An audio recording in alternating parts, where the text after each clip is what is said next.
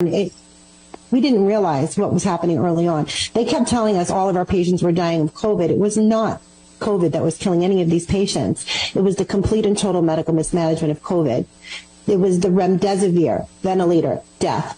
Wash, rinse, repeat. This is what we were seeing over and over happen in these hospitals. And I'm far from the only nurse that can tell you this. I know that you've interviewed Nicole Siratek. She could tell you what was happening in hospitals that she was at.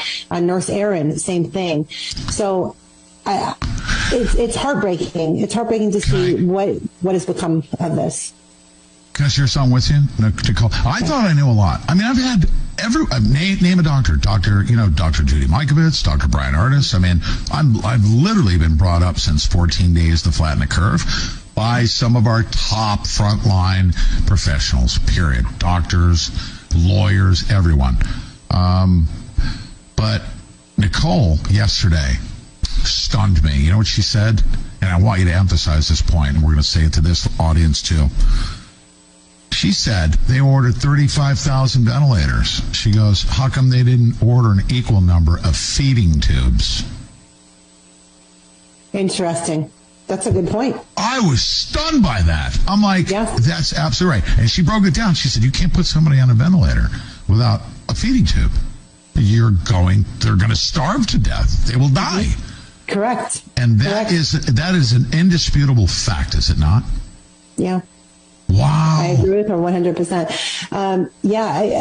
To see what was happening with, placing these patients on the ventilators. And again, they kept telling us, they have all of the nurses scared to death, telling us all of our patients are dying of COVID. Listen, if they were dying of the virus alone, why weren't we pulling bodies from homes? Why weren't we pulling bodies off of the streets? If you think about our homeless population, the only place anybody was dying was in our hospitals. And it's because they were dying of the treatments. They were dying of the treatment, the medical mismanagement of COVID. The remdesivir was poisoning people.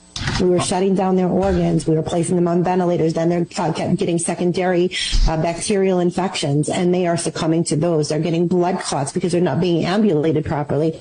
We couldn't even get doctors and PT up on the floor to ambulate patients. People were too afraid. It was mostly just the nurses.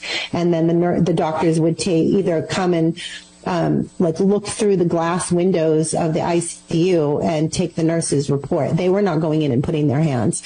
But a problem that was happening that people aren't talking about enough is how we were intubating patients, not because they were in distress, but in an effort to contain the virus. They were pushing for early intubation, knowing that 80% of the patients, or even more, 80% or more of those patients that were placed on a ventilator never made it off. It was the most egregious thing I've ever